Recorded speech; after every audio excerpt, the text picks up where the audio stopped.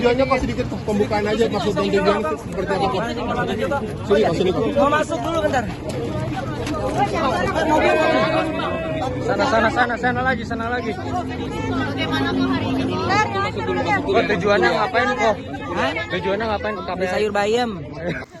Presenter Ruben Onsu bersama kuasa hukumnya Minola Sebayang menyambangi Komisi Perlindungan Anak Indonesia atau KPAI di kawasan Menteng, Jakarta Pusat, Senin 22 Juni 2026. Ruben Onsu mengadu terkait hak anak yang saat ini masih berada dalam asuhan Sarwenda. Beberapa poin diadukan oleh sang presenter ke KPAI.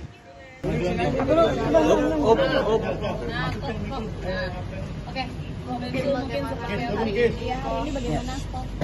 Ya tadi udah ngobrol, udah berbicara. Iya pokoknya menceritakan semua. Apa aja kok yang dikonsultasikan hari ini kok? Ya anak, cuma anak aja. Poinnya di anak, itu aja. Soal Kalia dan Tania live di sosial media ini. Itu diantaranya. Ya dan sedikit banyak itu diantaranya yang kami sampaikan, dan karena ini Komisi Perlindungan Anak, tentu yang kita bahas tentang anak ya. Jadi semua hal-hal yang berkaitan dengan masalah anak, apa yang menjadi hak anak, apa yang menjadi pelanggaran terhadap hak anak, itu kami sampaikan. Dan kami berterima kasih kepada KPAI yang sudah menerima kehadiran kami untuk berkonsultasi dan juga untuk membuat pengaduan, dan diterima dengan baik oleh Ketua KPAI Mas Haris ya.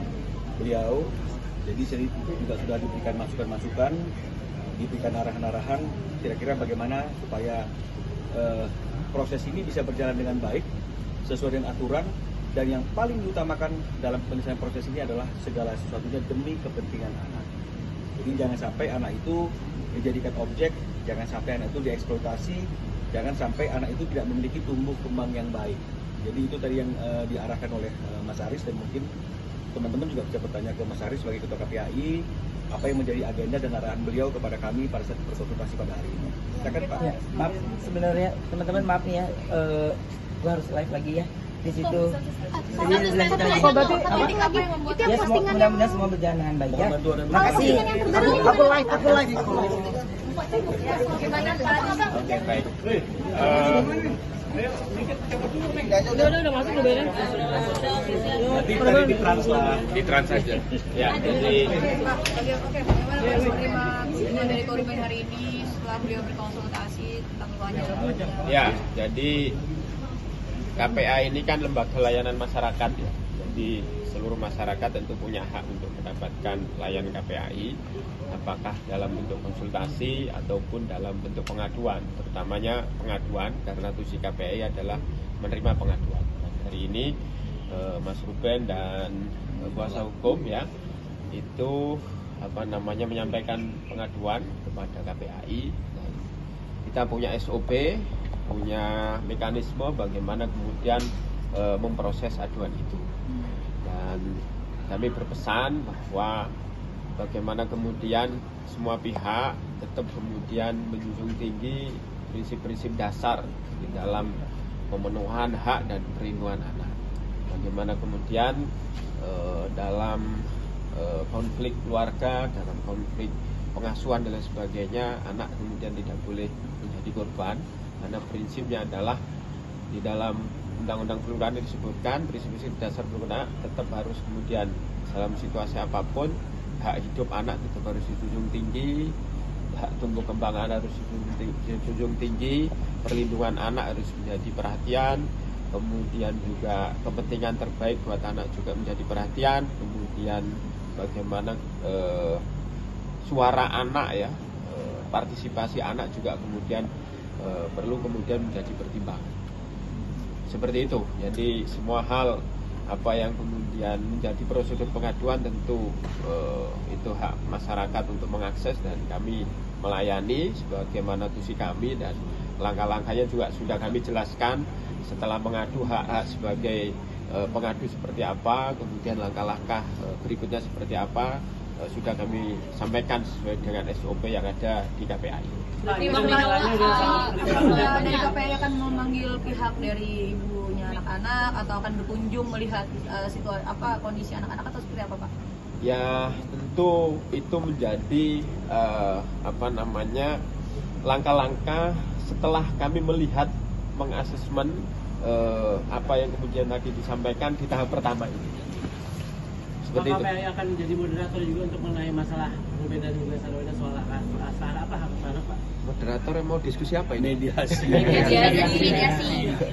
Tentu ada di dalamnya adalah tusi KPAI melakukan mediasi. Tetapi tahapan-tahapannya harus kemudian kita cermati, kita melakukan asesmen dari berbagai pihak sehingga betul-betul kepentingan terbaik buat anak itu kemudian bisa kita gali dan mendapatkan jalan terbaik dari situasi yang ada. Bang Minola Ya. sendiri kalau tadi poinnya Dengan Bapak udah cukup? Cukup ya? Bapak yang tugas, ya. Terima kasih Pak. Abang mungkin tadi kan satu poin aja, boleh dibocorkan poin. Iya. Poin sih Bang. Jadi sebenarnya kan ini kan ada, kita kan bicara tentang fungsi KPAI. Ya, jadi KPAI itu kan bisa menerima pengaduan atau laporan terkait dengan masalah anak. Yang pertama adalah hak anak untuk bertemu dengan orang tuanya, ya. Meskipun telah terjadi perceraian antara ayah dan ibu, tapi karena tidak ada mantan ayah dan tidak ada mantan ibu, tidak ada mantan anak, maka anak tetap harus memiliki hak untuk bisa berkumpul tanpa ada halangan dengan ayahnya dan juga dengan ibunya. Jadi karena anak ini sekarang ini sesuai dengan kesepakatan di Akta 39 ada dalam kekuasaan dan asuh ibunya, maka harusnya anak ini juga mendapatkan hak dan diberikan hak untuk bisa berkumpul bersama dengan ayahnya. Itu hak yang mendasar, ya. Dan tadi sudah kami perlihatkan kepada pihak KPAI ada aturan yang memang bersifat tertulis mengatakan dan disepakati 2 sampai 3 hari dalam 1 minggu anak-anak ini berkumpul bersama dengan ayahnya. Jadi bukan bertemu. Jadi berkumpul 2 hari 3 hari, ya, dengan ayahnya. Ini yang tidak terrealisasi dengan berbagai macam alasan dan kondisi yang akhirnya membuat ketika kami bicara tentang hal itu, ini menjadi hal melebar ketika dibawa ke arah-arah yang lain. Nah, yang kedua, ini bullying. Jadi anak itu kan harus bebas dari tekanan, ya, di sekolah dimanapun termasuk di rumah. Nah, bullying itu kan bisa terbagi 2, fisik dan psikis. Nah, kalau misalnya kemudian patut diduga di dalam rumah itu sendiri ada suatu pengkondisian, ada suatu pressure yang membuat anak-anak itu tertekan dan tidak bisa menjadi apa adanya dirinya, baik itu berkaitan dengan masalah keinginan anaknya untuk bertemu dengan ayahnya jadi berubah, ya, seperti yang tadi saya sampaikan. Kalau di ruang publik saja mereka tidak segan-segan untuk melakukan sindiran-sindiran, hinaan-hinaan kepada ayah daripada anak kandungnya sendiri, ya, tidak untuk kemungkinan di ruang tertutup hal itu juga sering dilakukan. Dan tadi kami memperlihatkan beberapa video dan bukti terkait dengan masalah dugaan yang tadi saya katakan tadi itu, mencoba untuk mendoktrin anak-anak supaya artinya itu salah satunya supaya tidak mau berkumpul dengan ayahnya atau mungkin ada ketakutan-ketakutan hal yang lain. Nanti mungkin tinggal didalami dan diperiksa, ya, bagaimana kebenarannya. Nah, kemudian yang ketiga adalah terkait dengan masalah mengeksploitasi anak. Ya, anak juga tidak boleh artinya itu dibawa ke dalam satu lingkungan pekerjaan atau dipekerjakan yang mana kita menganggap bahwa itu adalah di luar jam belajarnya anak. Jadi jangan menggunakan jam istirahat anak itu untuk melakukan hal-hal yang seperti itu yang harusnya ini mendapatkan persetujuan bukan hanya daripada ibunya tapi juga dari ayahnya. Karena seorang anak pasti lahir dari seorang ibu dan juga memiliki seorang ayah.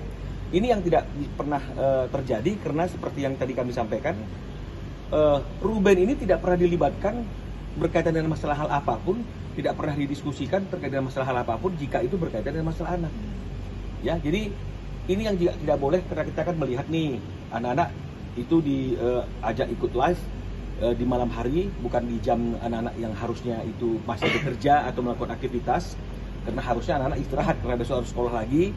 Bahkan dalam live itu sendiri ada situasi-situasi yang sebenarnya itu tidak aman buat anak. Apa itu tidak aman? Ya bahasa-bahasa dewasa, kemudian mungkin gestur-gestur yang sebenarnya ada konotasinya itu seperti pesan-pesan yang mengarah ke sesuatu hal yang sebenarnya itu tabu. Ini juga tidak baik untuk perkembangan psikis anak. Jadi ini kami sampaikan tentu dengan bukti-bukti yang ada pada kami, bagaimana anak-anak ini juga sebenarnya tertekan untuk mengikuti yang namanya live TikTok itu. Nah, jadi itu sudah kami sampaikan semuanya dan selama ini saya sampaikan tentang 2-3 hari saya sampaikan bahwa segala sesuatu yang berkaitan dengan masalah anak ini harusnya didiskusikan, tidak boleh dieksekusi sendiri oleh ibunya. Ya, jadi banyak hal, banyak peristiwa yang tadi kami bahas di situ, dan kami mau tunjukkan ini. Ya, jadi di sini dalam akta 39 itu saya sudah garis bawahi, tadi saya tunjukkan kepada Pak Ketua KPAI bahwa memang ada kesepakatan, boleh di zoom? Ya, ini ya, 2-3 hari, 2-3 hari dalam 1 minggu berkumpul. Ya, tinggal bersama dan waktunya diatur oleh kesepakatan para pihak. Jadi ini yang tidak terrealisasi. Mati layarnya, hidupkan lagi, Mbak. Satu Mbak yang pegang. Ya.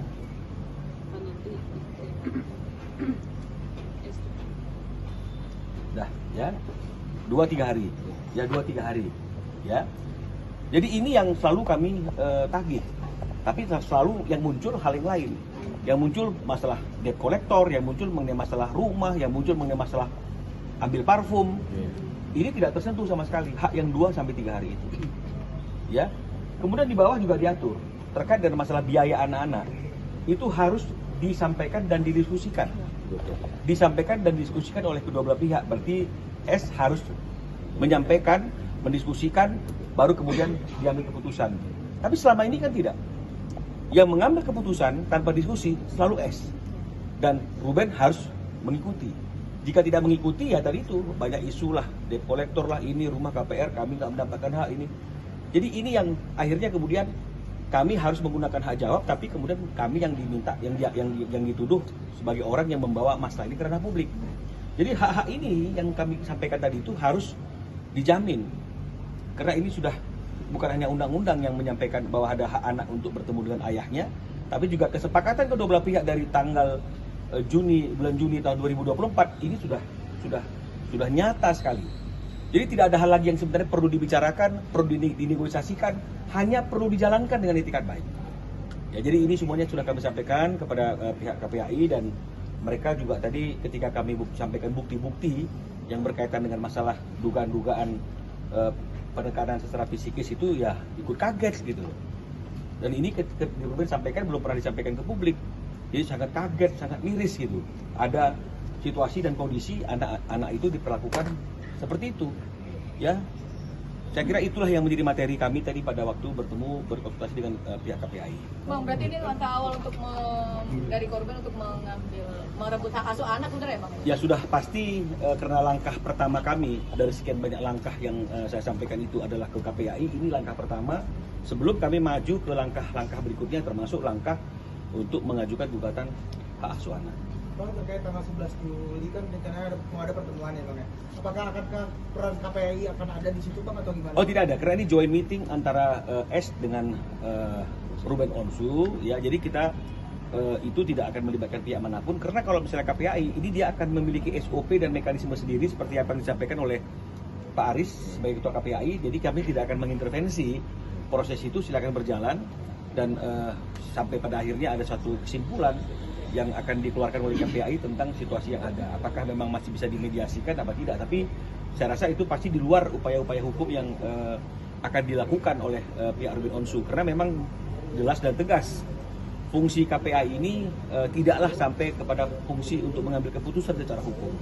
Meskipun dia memiliki kewenangan untuk merekomendasikan masalah-masalah itu secara hukum. Apakah itu nanti ke pengadilan, apakah nanti misalnya kalau ada indikasi pidananya ke kepolisian, mereka boleh merekomendasikan. Jadi makanya kita tidak akan mencampur aduk antara KPAI dengan upaya-upaya hukum yang akan kami lakukan ke depan.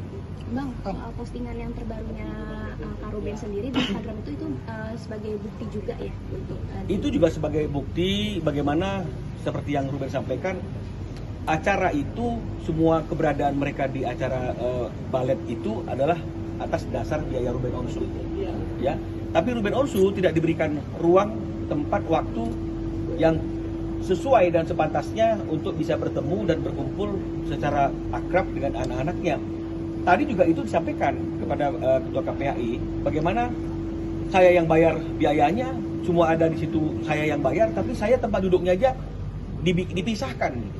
Saya duduknya di sini, anak-anak duduknya di sana dengan orang lain gitu misalnya, ya teman pria ibunya kan begitu ya, kan lucu nih. Padahal semua dari situ karena biaya Ruben.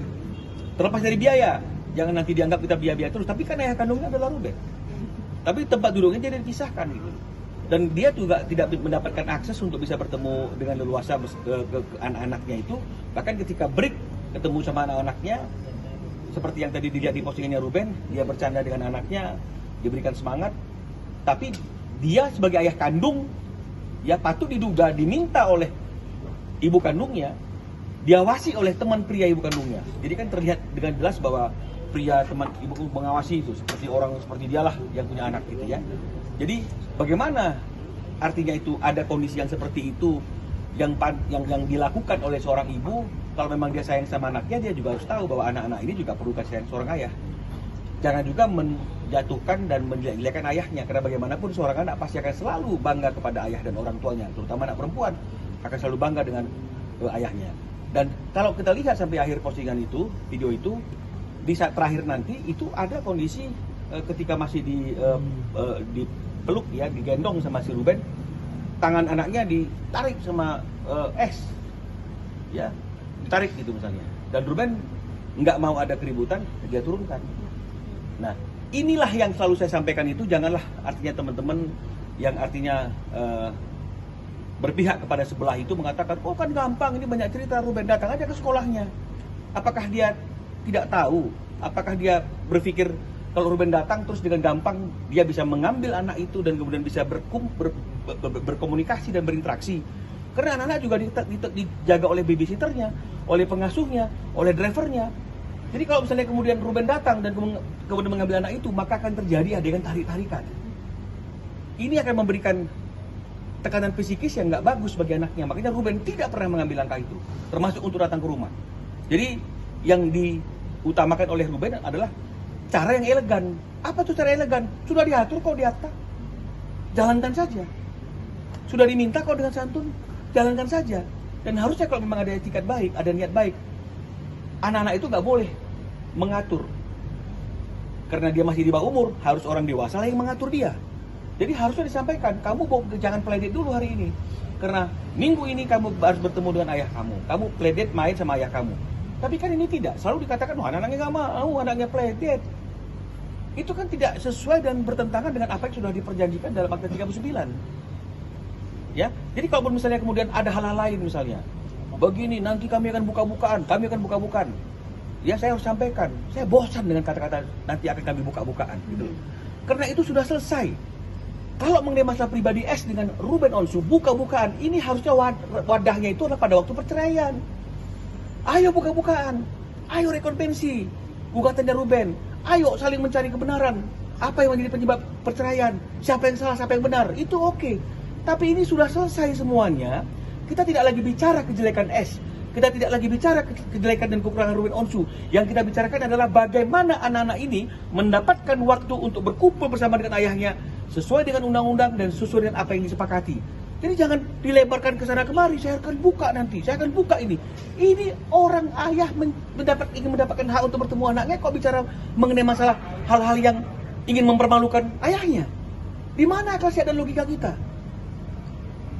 Jadi inilah yang mau kami sampaikan, dan mudah-mudahan langkah awal ini akan menjadi langkah yang membawa hal yang terbaik bagi anak-anak dan juga tentunya bagi Ruben Onsu dan semua pihak. Saya kira seperti itu.